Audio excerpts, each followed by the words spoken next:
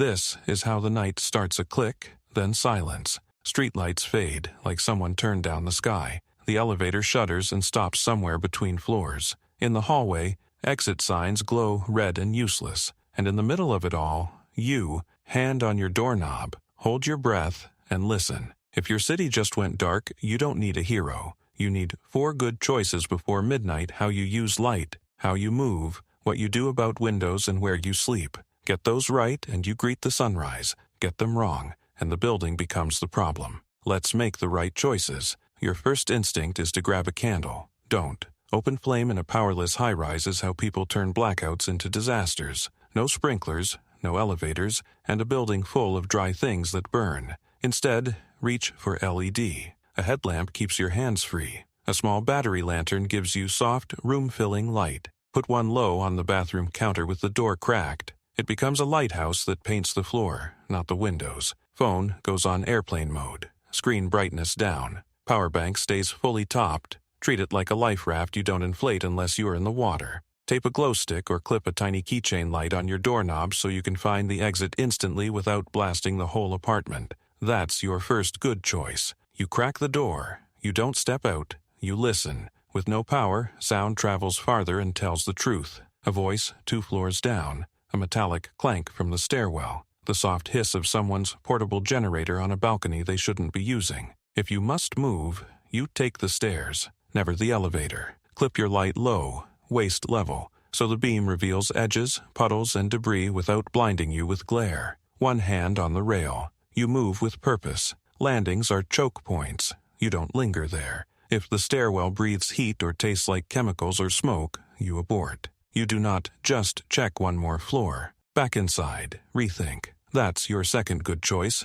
Smart movement beats stubborn curiosity. Back in your unit, you drift toward the window. The city looks like a photograph someone forgot to develop. Pockets of generator light, the rest ink. Lights near windows are invitations. You don't broadcast that your apartment is bright, stocked, and awake. Aim lanterns inward, not outward. Close curtains. Throw a blanket over thin ones, and keep the glow off the glass. Windows are risks. Twice they show you off, and they shatter. Tonight, your bed doesn't live under a window. Your couch doesn't either. You can crack a window for fresh air if it's safe, but you keep flammables away from it, and you never lean out to get a better look. That's your third good choice. Stay dim, stay private, stay boring. Now you make your door a little less interesting. Slide a rubber door wedge under the interior side. If your door has a closer arm, a short belt or strap around the arm and bracket can slow a forced swing without turning your door into a trap. You avoid improvised weapons and tripwires. You're here to deter, not to escalate. For sliding doors or windows, drop a dowel or broom handle in the track. Pull a heavy piece of furniture within easy reach, not blocking your escape, just adding mass that resists a fast push. Noise discipline, one room active, the rest dark. You move on rugs, not hardwood. You don't test a neighbor's nerves with constant thumps. At the doorframe, you hang a whistle or set an air horn within reach, not to patrol, but to shatter the silence only if the door is actually being forced. Deterrence works best in short, sharp bursts. In the dark, community is a safety device. You knock softly on 2 doors you already know. First names only. You good. Anyone need meds? You got light. One person has first aid supplies. Another has a spare lantern. Someone else knows where the elderly couple on 7 lives. Set a simple check-in rhythm top of each hour until midnight. Just one gentle knock pattern, 2 knocks, pause, 1 knock,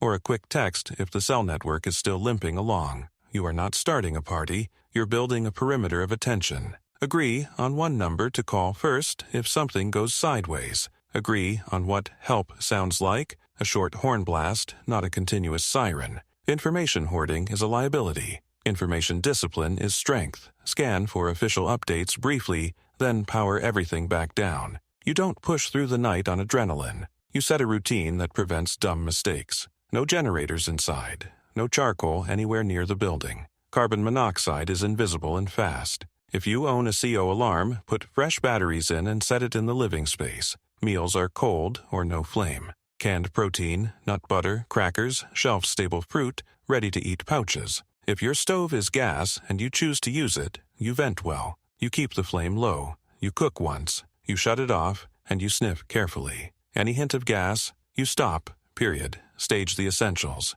Shoes by the bed. Headlamp looped around your wrist or resting on your pillow. Keys, wallet, ID in your pocket, not across the room. One water bottle filled and reachable. Phone and power bank close but asleep. And then, where not to sleep. Not by windows, not behind the door, not in the hallway. The best spot is an interior room or against an internal wall with 2 exit options mapped, door and secondary route, so you never wake up boxed in. If you're solo, consider short sleep cycles. Doze, check, doze. If you're with others, rotate a light watch, 30 to 60 minutes each, just enough to notice a problem early without burning everyone out. At 2:17 a.m., an alarm bleats somewhere far away, or maybe it's closer. Fire first. You feel the door with the back of your hand. Cool, good hot. You do not open it. You drop low. Look for smoke seeping from the edges. If you must move, you take the stairs. Wet cloth over the mouth is a brief aid for hot, dry air,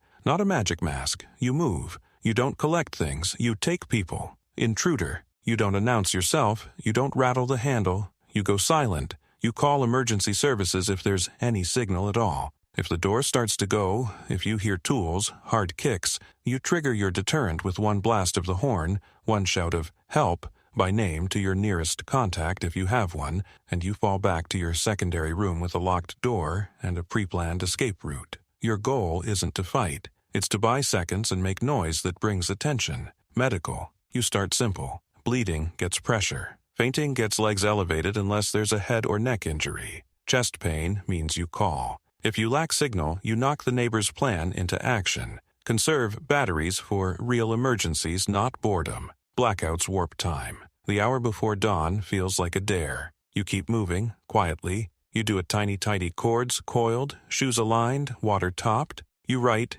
yes, write with a pen, what you've done and what you still need to do when light comes back. Writing calms the loop in your head. You check the hallway with one quick listen. You sip water. You breathe like someone who plans to be around for breakfast. When the edge of the city turns gray, you earn your second evaluation. In daylight, you reassess the stairwell. Cooler air, clear of smoke. Any posted notices near the lobby? Are other residents forming a line for information? Daylight is when you move non-urgent tasks, fill tubs and bottles. If water is flowing, charge devices at any community charging point. If generators are set up, check in with the elderly and the young. You conserve energy, not just electrical, but yours. The goal isn't to be busy, it's to stay capable. This is how you win the night light safely. LEDs and headlamps, not candles. Lighthouse in the bathroom, not a beacon in the window. Move smart. Stairs with a low light and a hand on the rail. Abort on smoke, heat, or chemical smell.